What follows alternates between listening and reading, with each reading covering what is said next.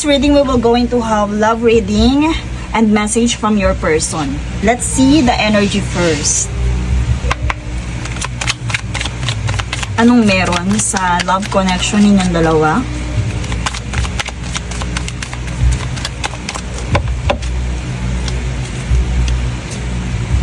Done. Completion, lesson learned.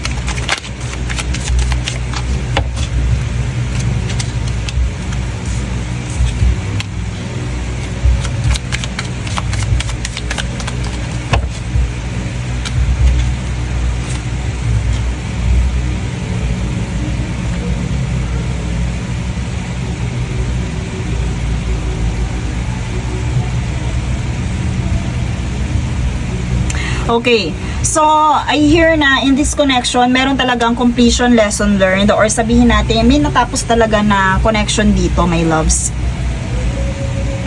May natapos na connection dito. Pero dito, my loves, merong hope na, dumating. Be praying with this wish card. Kung mapapansin natin, my loves, kailangan dito, mag-focus ka sa ano bang natutunan mo sa lessons dito sa love connection na to. May natutunan ka bang lessons, my loves? Kasi nandito completion eh. Pwede, my loves, na hindi matatapos yung separation na yan hanggat hindi mo nare-realize yung mga kailangan mong matutunan about this connection.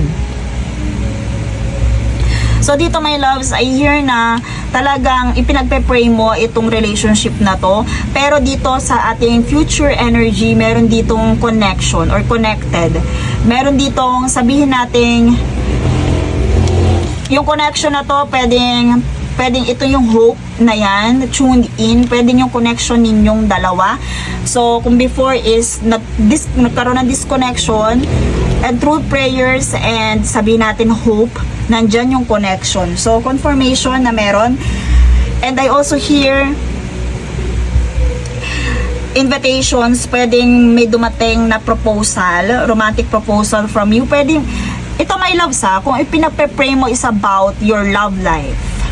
Kung minamanifest mo is about love life, pwede din, kahit hindi yung itong specific person mo na to, I hear na meron romantic proposals na paparating sa'yo, offerings and invitations na paparating sa'yo. Pero kung yung specific person na to, yung talagang wini-wish mo, my loves, I also hear na merong gentlemanly behavior. Babalik itong person na to and they will going to take action. So let's see more confirmation about this love connection. So, since na ito is, sabihin natin, na-disconnect because of this card na done, meron talagang tumalikod. And pwede din, my love, spirits are telling you na tumalikod ka muna, or kung ikaw ay tinalikuran, just stay in your manifestations. Stay on your prayers.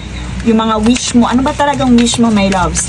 Ito bang specific person na to, or yung wish mo is para sa yung love life? Synchronicity, my love, ay the soul, a divine soul counterpart relationship.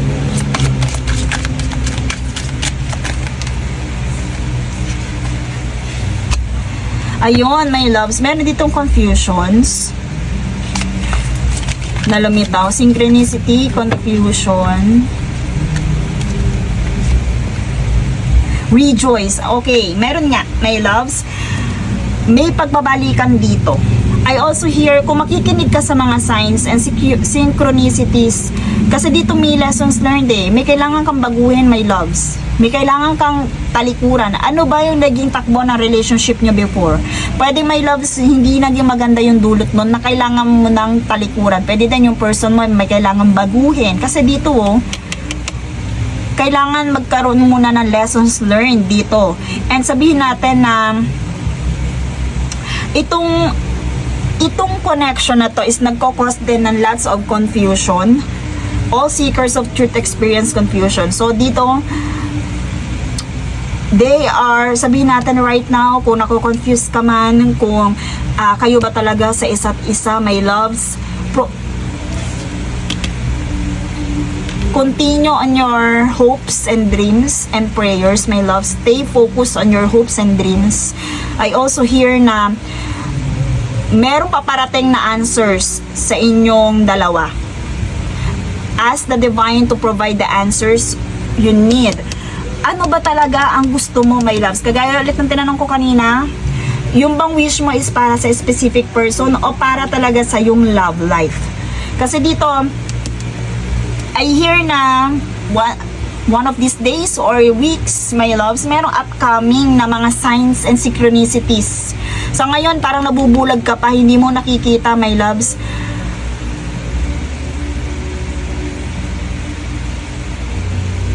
Oh yes, pwede, my loves, na nawalan ka ng pag-asa. Kasi nandito yung hope. Pero, my loves, dito, I hear, di ba nabanggit ko yung offerings? Ito, dito kanina with the Knights of Cups. Ganon din dito sa B na yun. Lalapit din, meron din talagang someone na magte-take action para sa iyo. And dito, my loves, you have to embrace this loving connection and rejoice. Meron talagang connection eh. It's either from this connection or from other energy. Pero meron talaga.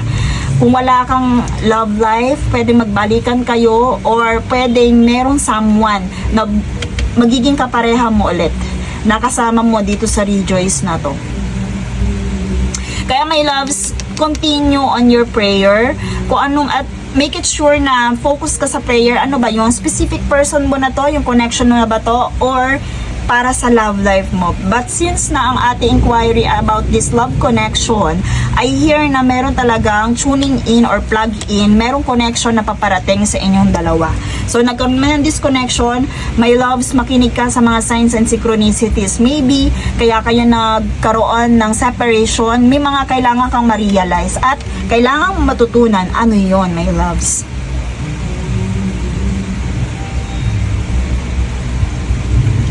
Okay. Let's see message from this person.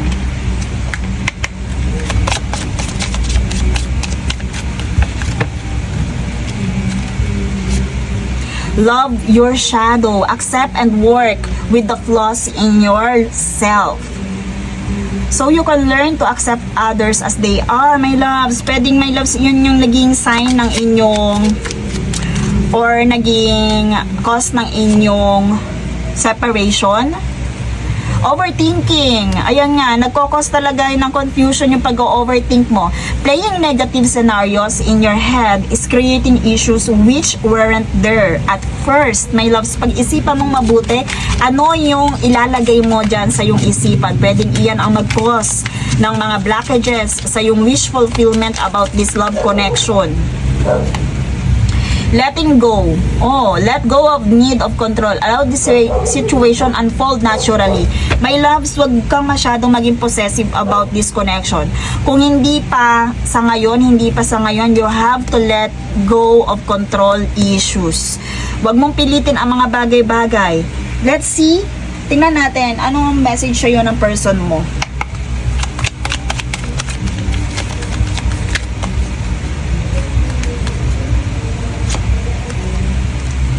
I will do anything for you. Okay, mukhang meron talagang feelings itong gossip only hurts more. Ayan, pwedeng my loves yung sinasabi ng ibang taong nagkokos sa'yo ng lots of overthinking and confusion, yung mga naririnig mo sa ibang tao. So your person, my loves, confirmation, I am coming, trust. Di ba kasasabi ko lang, meron magte-take din to ng action, my loves. And sa ngayon, nasa sayo, nasa energy mo, my loves. Yung pagbalik ng taong to, nasa energy mo. Kung maniniwala ka ba, kung magpapadala ka sa confusion, kung mag-overthink ka ba, kasi nasa energy mo kung gusto mo pang i-manifest yung taong to.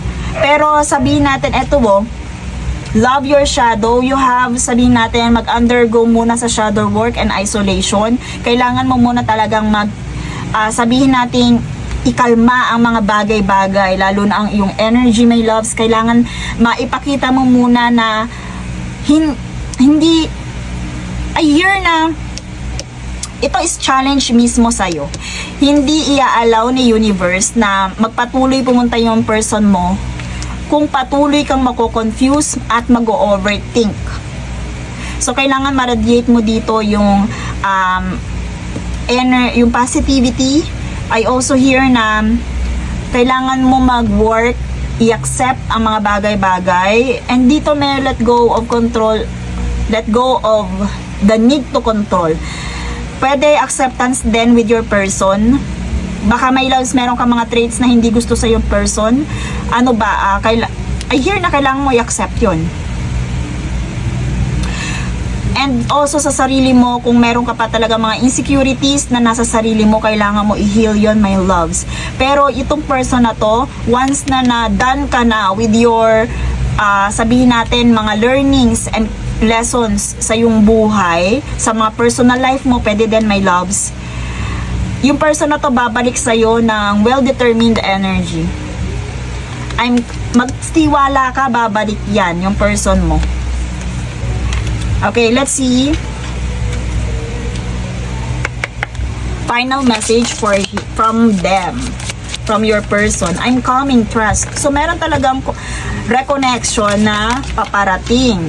Oh, my loves, insecure. I feel insecure about you. You treat me better than I have ever been treated. You and I know that you can give me everything. I really do want that, but I am still struggling with my fears. I feel like I am not good enough for you. It's my own insecurity holding me back. Okay, my loves, pwede din. Meron kang hindi nagustuhan sa person mo. Meron kang mga traits na hindi gusto sa person mo, pero my loves, look, insecure ang person mo.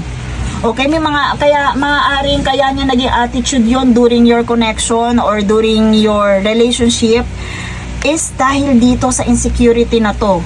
At pwede din, my loves, na ito na rin para makatulong sa'yo na balansehin mo. Pwede din na overgiving ka na nagkukos yun ng lots of insecurity sa yung person. So, my loves, balansehin mo. Pwede iyan ang paghugutan mo ng learnings na paano mo ma-secure na hindi ka magko-contribute na insecurity sa person mo. Paano mo ma-heal at ma-nurture yun, or hindi mo naman obligasyon na i-heal yun, pero paano ka magko-contribute ng kabawasan sa insecurity ng yung person. Okay? And that's all for this reading. Thank you so much and see you in my next one.